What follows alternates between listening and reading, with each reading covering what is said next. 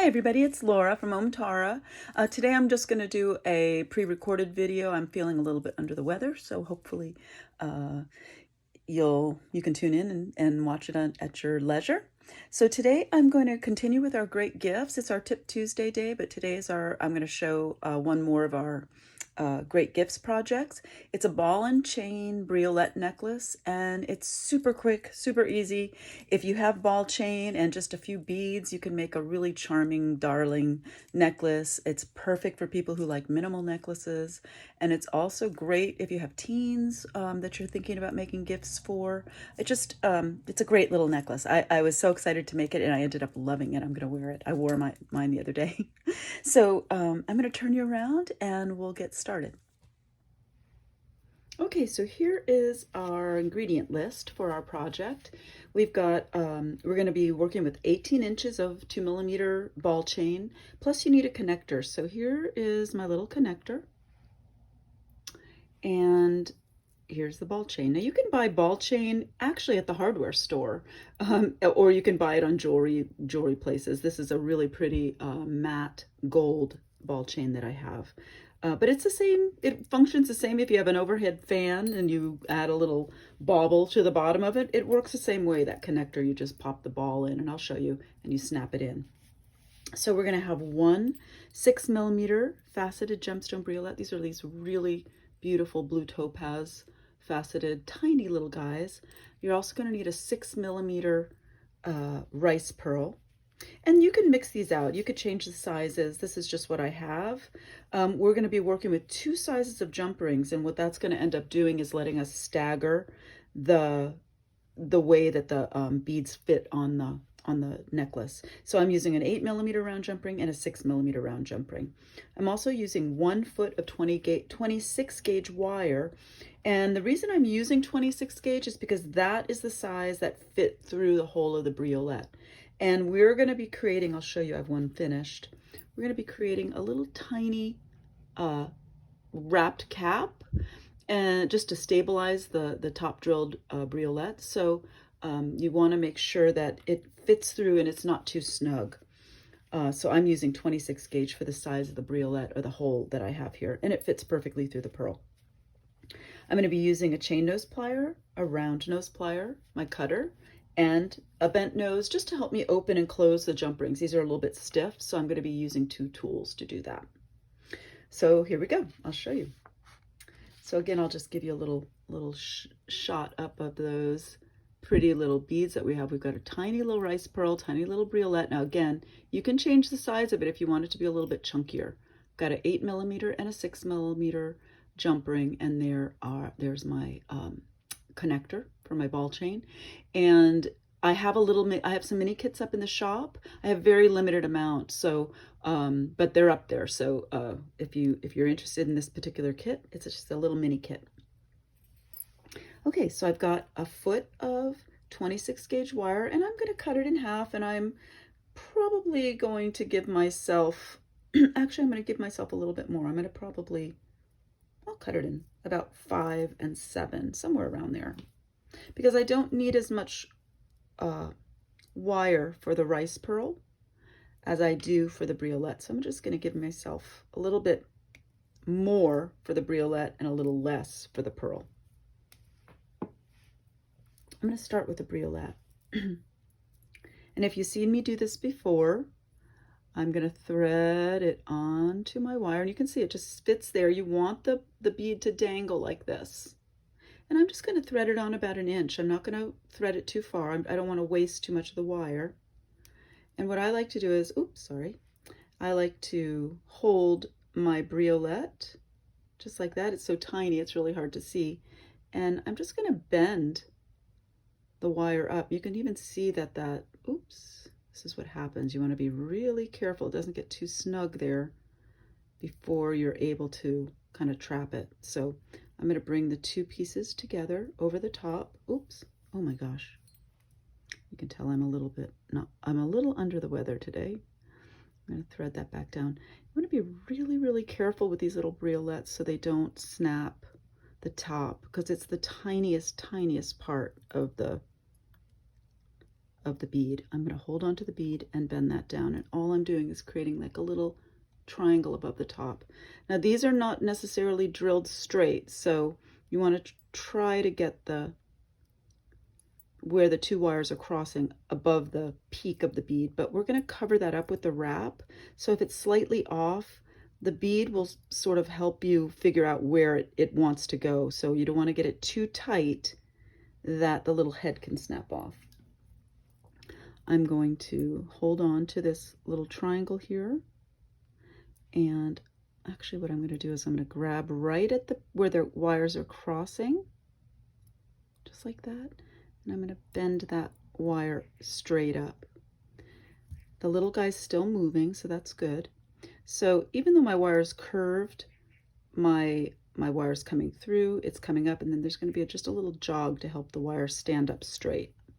I'm trying to be very ginger with my movements so I don't snap the little briolette off. I'm just going to grab right onto that short wire, and I'm going to wrap that short wire around the long wire. Probably just go around once. I don't need a lot of, ooh, gosh, did I snap it? Oh no, I heard something. Just about 1.5 times, that's fine. And then I'm going to trim that off.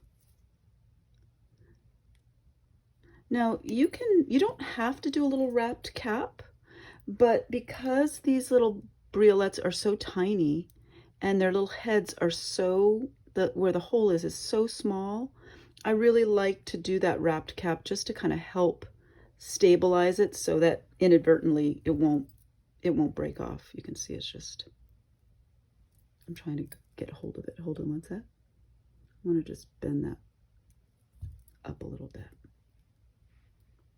It'll all come out in the wash after a bit. So as long as it's a little bit moving and you have a tiny little cage, you've created this little cage around the top, that's good. I'm going to grab onto the wrap and I'm going to make my bend. All I'm going to do is make a little loop here, and I want my loop that I'm going to make to come right out. This is really moving. Right out of the wrap. So I'm sorry if I'm making it look harder, but there's my wrap, and I want my wire to bend right outside, right at the top of that. I don't want to have any extra wire at the top because I really don't want to have, I want to shorten up this whole cap that I'm making. And I put my round nose up in the corner, up, around, and down. I don't need that big of a loop. This is a pretty tiny little thing, so I don't need to have a huge loop. You can see that that briolette is really moving in there. I want to really capture it. So I'm working there. All I need to do is get my jump ring in there, and that's good. So I'm going to grab on. When I made my other sample, my little briolette wasn't as wild as this one is. Now I'm going to wrap. So I'm just going to wrap around the top of this wrap, and then I'm going to wrap down. I'm going to hold it this way. I'm sorry that it's dangling. And I'm going to wrap over that little metal, that little wire triangle that I made. And then I'm going to just start, once I hit the top of the briolette, it'll start behaving and it won't be able to move as much on its own. And that's what I'm trying to do. I'm really trying to stabilize it. And I'm going a little messy. I know some people like it being neater. So really my job is to get this cap over the top of the bead. Let's see if you can see it this way. And then I'm going to gently squeeze that in, just like that. I'll do some adjusting if I need to with the loop. But, oh my gosh, where'd he go? Here he is. You can see that he's really tiny, but it's not moving anymore on that little frame that I made it. It's stabilized in the nest. So the nest is not only decorative, but it's also really helping the bead just to stabilize that tip, that very tip, that fragile tip. And then just for now, I'm going to put my, since I have my jump ring open, I'm going to just thread my topaz onto my 8mm jump ring, and then use my bent nose to close. And I'm just going to set that aside over here while I get my pearl ready. So we're going to create a wrapped loop with my pearl, but since this is a drilled through bead, I'm going to need to make a little head pin. So the way that I like to make head pins is to just grab the tip with the tip of my tool, just like that. And I push the half turn, make a little J, show you there, that little tiny J shape. And then I'm going to close, oh my gosh, I'm so fumbly fingers, sorry. I'm just going to close that. I'm just going to grab the wire with my chain nose pliers and just chomp. Just give it a squeeze. And so what happened is that J turned into a little tiny teardrop. And I am going to try to make this little teardrop invisible. So what I'm going to do is grab onto the curl that I just made and bend my wire down. And that ends up making my curl sit flat, and so when my pearl goes on, it'll snug up against the bottom of the pearl. And I like these sort of teardroppy shaped pearls, and I sometimes save them out for dangles. Sometimes you'll get a rice that looks like a real rice. It's pretty uniform, but sometimes the bottom is a little bigger, and I like to save those out for drops. So I'm just going to grab, we're going to make our wrapped loop. I'm going to grab the wire with my chain nose pliers right at the tip, because I don't need a big neck. Make a bend. So I have a little tiny neck there. I'm going to fit my round nose right in the corner, just like that. And I'm going to work kind of small, so I'm working toward the tip of my tool, not at the tip, but a little bit up. And I'm going to push up over the top, around and down. Reposition. Bring the wire under, and that's just big enough for my jump ring. That's fine. And then I'm going to grab and wrap, and again I'm going to make kind of a messy wrap. I'm going to bulk it up. That might be too bulky, but that's okay. It's all right. So this is about 5 inches, and the other piece was about 7 inches. So for the briolette I gave myself a little bit more. And then I'm going to use my chain nose to just chomp that in. Now, if you like coiled wraps, then go for that. You can do that too. That's totally fine. I would definitely suggest, though, with the briolette to use that extra wire to really stabilize the bead. If you're using a drilled through bead, you can do anything you want, because they don't have that fragile tip the way a briolette does. So here's my little pearl. Let me grab my 6mm jump ring and my pearl, pop it on there, and we're going to close up the jump ring. Now we're just about done. This is a very quick little necklace. They're super fun, and if you sell jewelry, this is just a necklace that you could sell very reasonably. You can use your leftover beads that you have. I'm just threading both of my jump rings onto the chain, just like that. So because we're using different sizes of the jump rings, even though the beads are about the same size, they're about a 6mm bead each, but because the jump rings are different sizes, it allows the necklace to, the beads to stagger slightly. I'm going to thread them down, let them kind of roll down, and then here we go. We're almost done. I've got one end of my ball chain and the other end of my ball chain. These are the little connectors. You're going to thread, you're just basically, let me see if I can get my fingers out of the way so I can show you.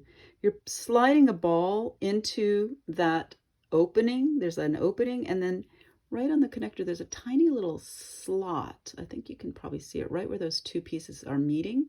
It's a little slot, and it's just snug enough that the wire between the ball snaps in. So I'm just going to hold it and snap it in. It just pops right in like that.